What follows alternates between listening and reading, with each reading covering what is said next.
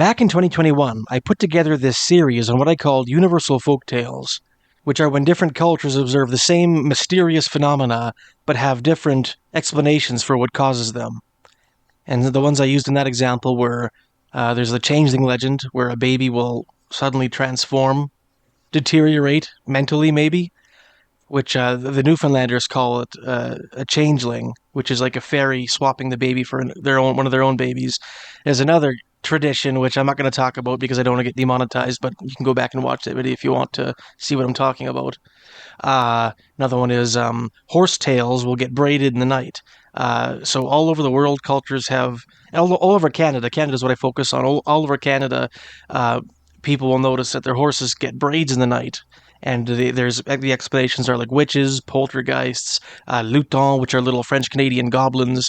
Like in the Madawaska Highlands, the Polish Kashubians say that they are dwarves that do it. In Newfoundland, it's the fairies again. Witches is another explanation.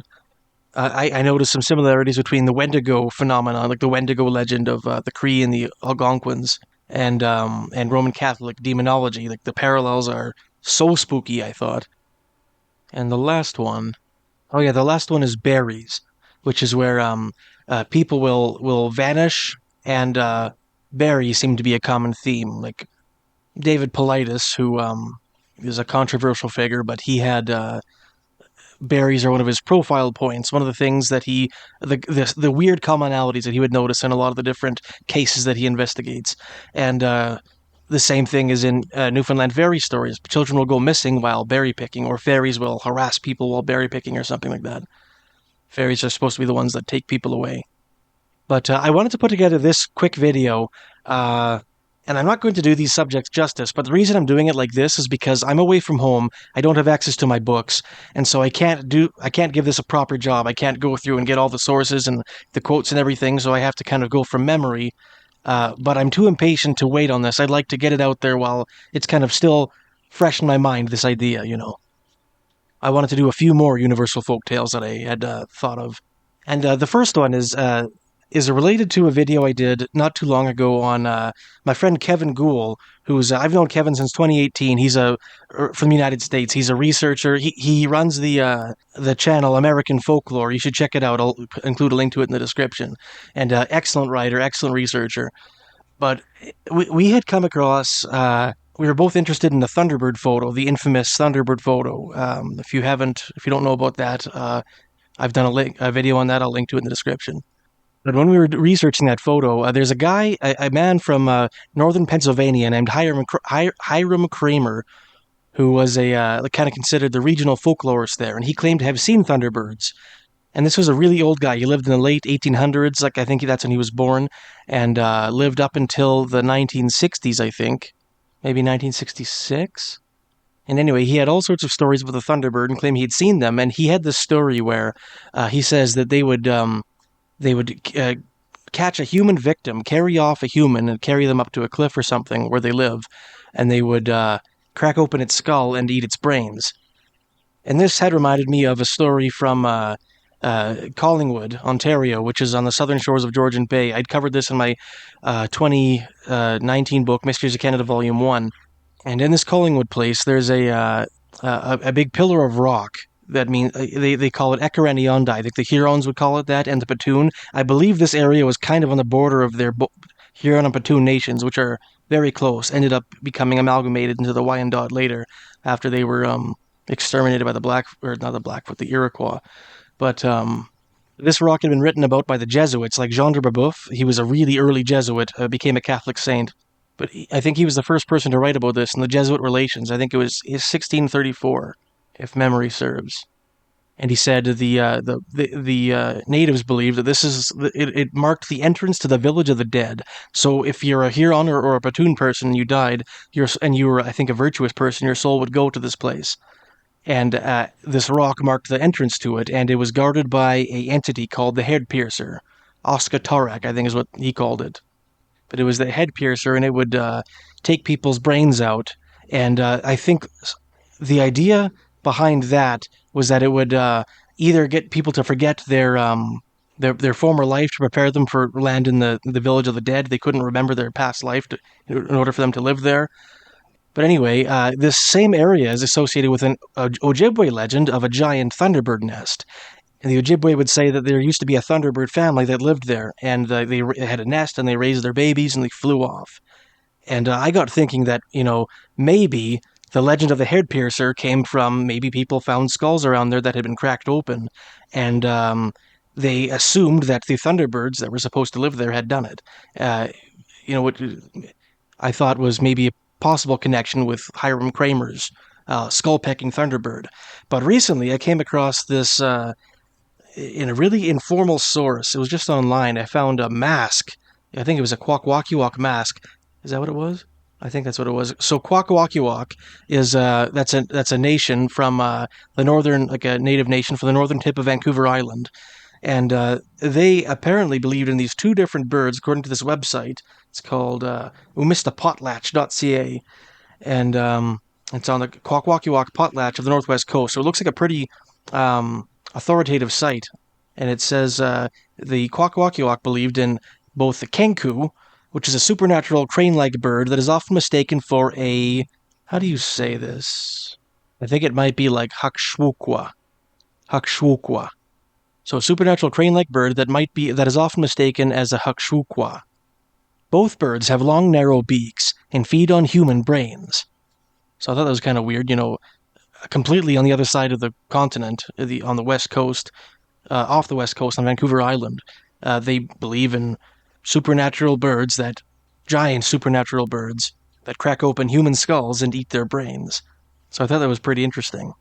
Like, is it possible there used to actually be a giant bird that did that? So that was just a brief thing I wanted to mention. If you'd like to watch this video without ads, please consider becoming a member of this channel and watching the ads-free version instead. You can do this on your phone or desktop by clicking the picture of my face and then clicking the join button to the right of the subscribe button. For only $2 Canadian per month, or about $1.45 US, you can watch my members-only videos and get an icon of a little Canadian monster beside your name every time you post a comment on my channel, which will change with the amount of time you've been a member. Since times are tough, I've decided to add a lower membership tier, which will give you access to my members-only videos for only $1 Canadian per month, or about 72 American cents. For my viewers in Madagascar who can't afford this, I apologize. Sorry for the interruption, and enjoy the video. Now, another idea that struck me, especially I was working on recently a video on similarities between Scandinavian and Canadian traditions, and I was struck by the universality of this idea that the woods or the wilderness is inhabited by some sort of entity that its goal is to make people lost. It will make them hallucinate so they see terrain that's not there, completely different terrain, and make them walk in a circle. And it's like, I didn't quite realize how universal that belief was until I did that series. In the Scandinavian tradition, there's a bunch of different entities that kind of share that characteristic. And Johan Egerkrans, that was the kind of the folklorist / artist from whom I drew this information from, he kind of said at the beginning of his book that a lot of the folkloric entities that Scandinavians have are kind of like interchangeable, or like they have attributes that are that they share. In Canada, so the fairies of Newfoundland are always people would say that they would make you hallucinate, make you see different terrain. In fact, Barbara Rietti, that's the folklorist from whom she did the most comprehensive book on Newfoundland fairy lore that I think exists, and her book is actually called Strange Terrain, because the fairies will make you see trees that aren't there, mountains that aren't there, and stuff like that. And then it'll make you walk in a circle. And a lot of times people who become lost in the woods, allegedly through abduction by fairies or getting drawn into the woods by fairies, or hallucinating on account of fairy magic, will be found walking around. Their friends will find this person walking around in a circle like they're in a trance, and they call it a fairy ring. And I was reading a thing on, it's called Legends of Le Detroit, like the Detroit, and it was about French-Canadian folk tales, and apparently the French-Canadians had a story like that too, or a tradition like that too, where people would just be found walking aimlessly in the woods, and they called it La Folie du Bois, or the Folly of the Woods. And I don't know if that was attributed to the Luton, which is a French-Canadian goblin. They're little mischievous tricksters. I don't know if there was a connection made there, but the French Canadians at least did believe that something would make you go crazy and walk around in a circle in the woods. Now, if we go back to Vancouver Island on the west coast, the Kwakwaka'wakw have stories of the Bakwas, or the wild man of the woods, which is very similar. It's supposed to haunt the woods and like woodland streams and stuff like that. And I think it's associated with drowning victims. And it's supposed to try to lure you into its abode and make you become like it. And one of the things it does, it'll give you ghost food, which is another kind of commonality shared by these things. I should have mentioned that at the beginning. These things like fairies do this too. They try to make people eat their food, and if you eat it, you'll become trapped in their world, and you'll eventually become one of them. And the Bakwas is supposed to try to give you food, and you eat it, and you become like them. There's a weird story I covered. It was a subscriber got in touch with me and sent me this story. This is from Maine, I believe. And in Maine, the Passamaquoddy Wabanaki have stories about a little person. And there's different words for it, but I think one of them is Pukwudgie. That's not really the one I've covered in my pieces. There's another word for it. I think Charles Godfrey Leland talked about it. He's an American folklorist who talked a lot about East Coast native traditions. But I believe in New England, there's this legend, native legend about something called the Pukwudgie, which is like a little elf, a little dwarf or something. And this guy was telling me that he went with his family on a walk. I can't remember what the place is called, but I'll link to the video so you can watch it if you like. But his son kind of went ahead on this walk in the woods, and he says that he was met by a little man with metal-colored skin who tried to give him candy, and he got scared and he ran back. And this guy didn't think anything of it until he, I think, watched a YouTube video on Pukwudgies, and he mentioned it to me, and I don't think this guy was even aware of the idea that little people in the woods that try to get you lost try to give you food. So that was interesting. If you go further north of Vancouver Island, up the west coast, like in Bella Bella, Bella Coola, the natives there have stories of something called the box. I don't know if that's how you pronounce it. It's Boqs, and it's like identical to the Bakwas, I think, very similar. Go further north to like the Alaskan Panhandle and the northwest coast of British Columbia, you'll get to the land of the Tlingit and the Tahltan. And they also have stories of something called the Kushtaka, or land otter man, which is very similar to the Bakwas, but it lives in the water, I think, even though it's called the land otter man. But yeah, it lives in the water, or it's always swimming around to get from place to place. I think the legend is it can't be caught in the water before sunrise, before the raven croaks in the morning, or else it'll die. But anyway, these things are associated with drowning victims. They cause people to hallucinate, to get lost in the woods, I think to get lost at sea. And in so many of the native stories about them, they cause hallucinations. People will be doing something, and they'll get drawn to their lair, and they'll see, things that aren't real. They'll think they're in a different place, and sometimes a relative will come to them and say, a relative who's in that same hole, whatever, who's been captured before, will say, "Wake up! You don't want to become like me. I've been here for so long. Get out while you can." And he'll because of that, he'll come to and escape.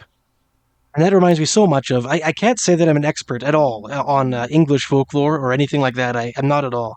But I know that the English poet John Keats had a poem called La Belle Dame Sans Merci, which I think can only be interpreted as a fairy poem.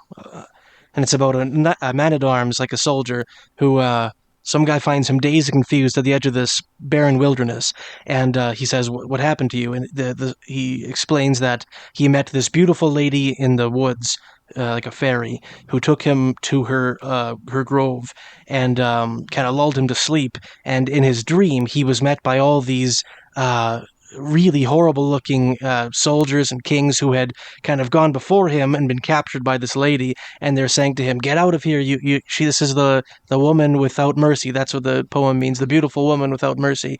And so, because of their efforts, he wakes up out of his trance, and he's lying on a barren hillside.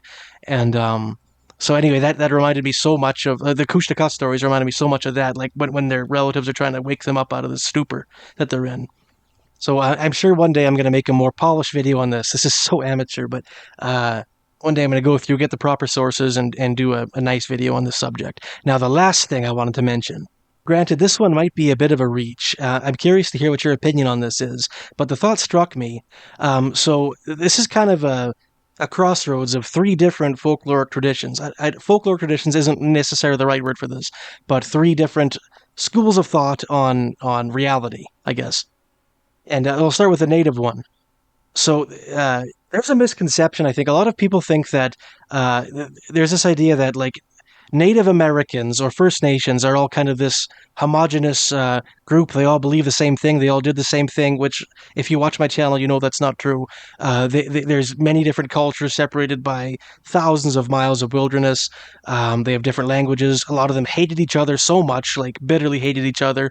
They had completely different ways of life, and a lot of different cultural myths and legends and stuff like that.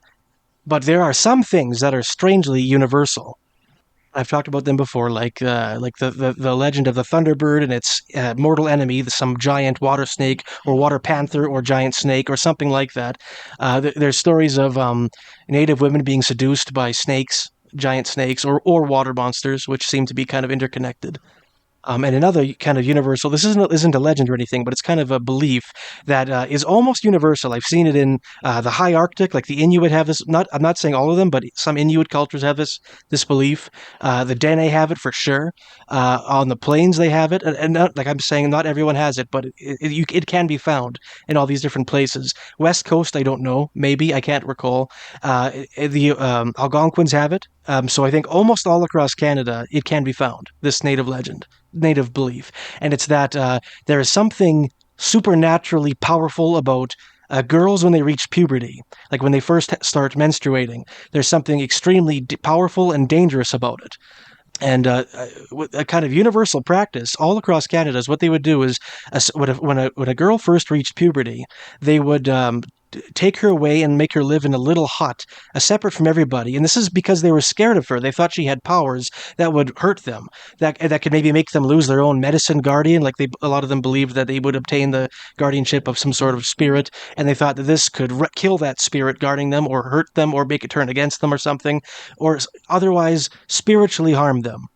And so they would make them live in a separate place, away from everybody else. They couldn't touch anybody. They couldn't have any contact with anybody. If they walked up north, I remember reading about this, up there, if they walked, nobody could cross their tracks in the snow. Like they had to, it was so dangerous that even their very the path where they walked was saturated with this power that they exuded. And I think this practice was like continued throughout adolescence, throughout the teenage years until they were married. And I think sometimes even after they were married, they would still have this menstruation ritual.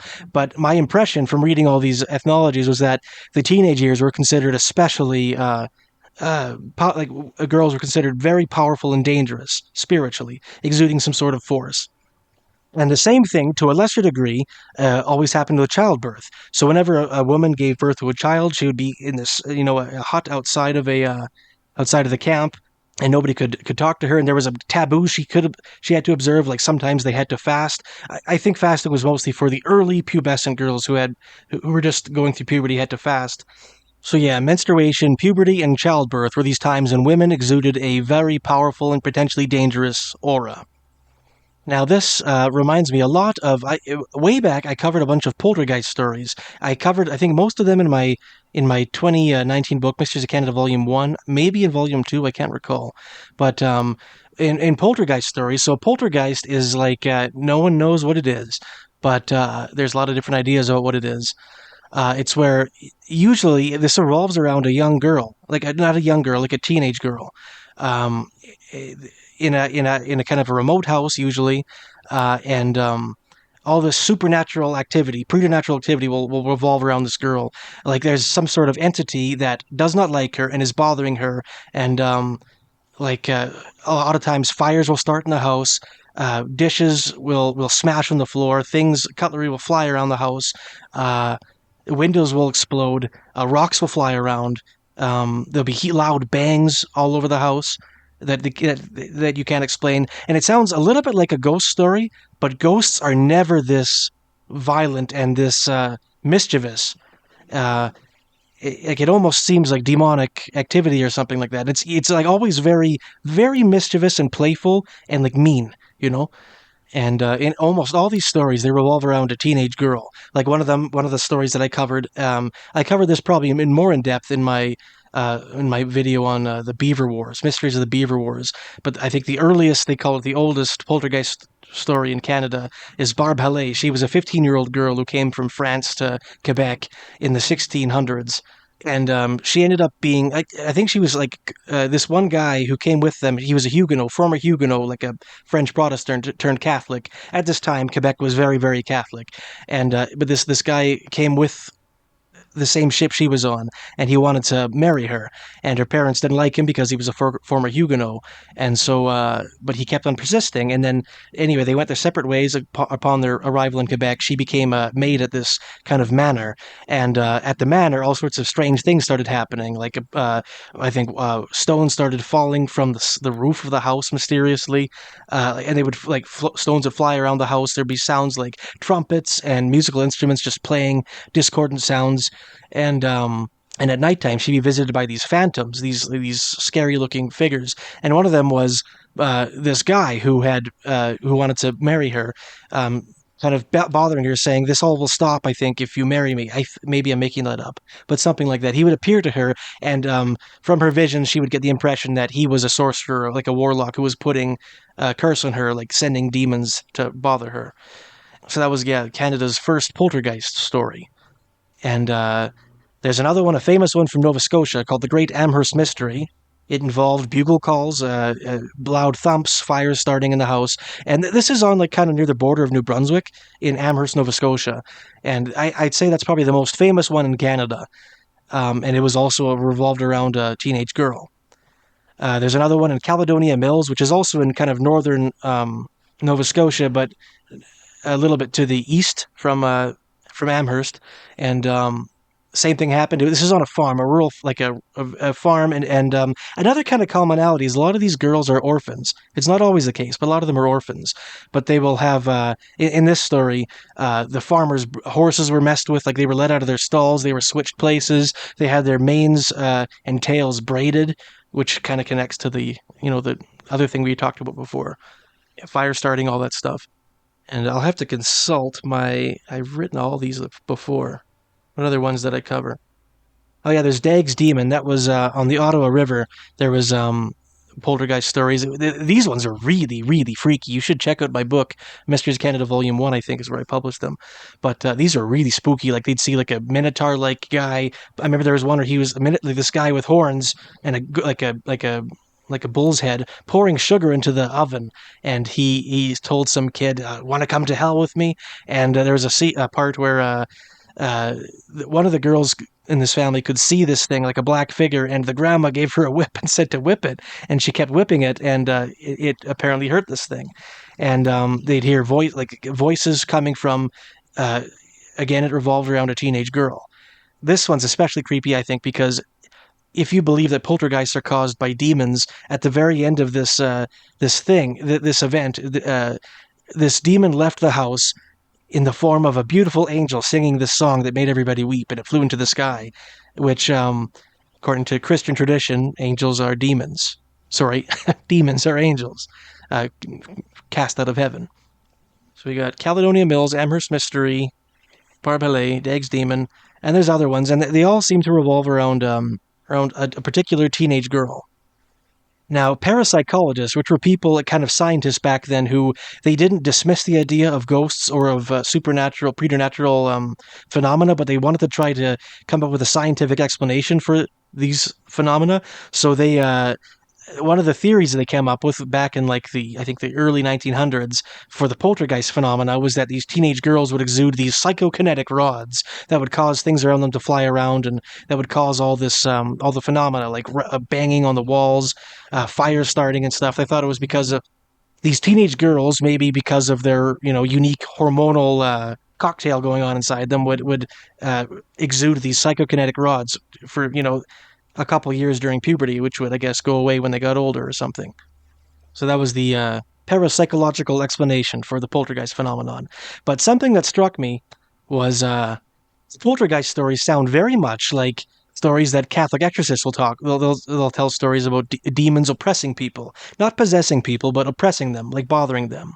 Usually because of some sort of occult ritual they performed, or because of a curse that somebody who dabbles in occultism put on them. Which, incidentally, was the explanation for many of these poltergeist stories. Like, I think, was it Dag's demon? There was a kind of a witch doctor. I don't know. They called her the Witch of Plum Hollow. She was kind of like a psychic, I guess. And her explanation. People asked her what she thought about the case, and she said it was because a neighbor had put a curse on them, on the family. But yeah, anyway, the poltergeist phenomenon seems like really closely related to the demonic oppression phenomenon that Catholic exorcists always talk about. And another thing that Catholic exorcists always say is that demons are very afraid of the Virgin Mary. People will, they'll be doing these exorcism prayers, they'll be doing the rite of exorcism, and it might not be having an effect. Then they'll just say the Hail Mary, maybe in Latin or something. And the demon will freak out from that. Like one story, I remember the person affected when they started saying the Rosary, which is like a sequence of Hail Marys. The person looked like they were physically flattening out like a pancake, and someone asked what's happening, and the person said, "The woman's on me. The woman's putting her foot on me." The demon speaking through this person, and the woman obviously being the Virgin Mary. And this is like a theme that you see all over, like time and time again, when Catholic exorcists talk about their work against demons. How much they're afraid of the Virgin Mary, how much they hate her. And the idea behind it is that demons are supposed to hate human beings because they hate God, and human beings are God's greatest creation. And the greatest human being, aside from Jesus Christ, was his mother, Mary. She was so perfect, so pure, that God selected her to bear his son. And because she was exalted like this, the demons hate her more than any other human being. Now, this is going to hurt a lot of people's sensibilities, I think, but I understand the consensus on when Mary conceived Jesus, which I think is based on the customs of the times, was that she was 15 years old probably when she conceived Jesus. Could have been 12, could have been 16, but she was for sure a teenager. And the thought occurred to me that if demons really hate Mary so much, maybe this is the reason why teenage girls, according to the natives, according to all these poltergeist stories, why teenage girls seem to draw this negative energy, this destructive, harmful, dangerous energy. It's because demons hate them and are bothering them and trying to pester them. I don't know, just a thought that crossed my mind. So these are subjects I'd like to really flesh out sometime in a more proper video. I'll get all the quotes from exorcists talking about, why they believe demons hate Mary. I'll get all the stories, all the stuff from the ethnologies about why the natives thought that puberty and menstruation was involved with such a dangerous force. And I'll go through some of the poltergeist stories just to kind of illustrate what I'm talking about. But anyway, I'd love to hear your thoughts on these ideas, and if you'd like me to do a proper video on them someday. So let me know what you think in the comments below. Thanks for watching.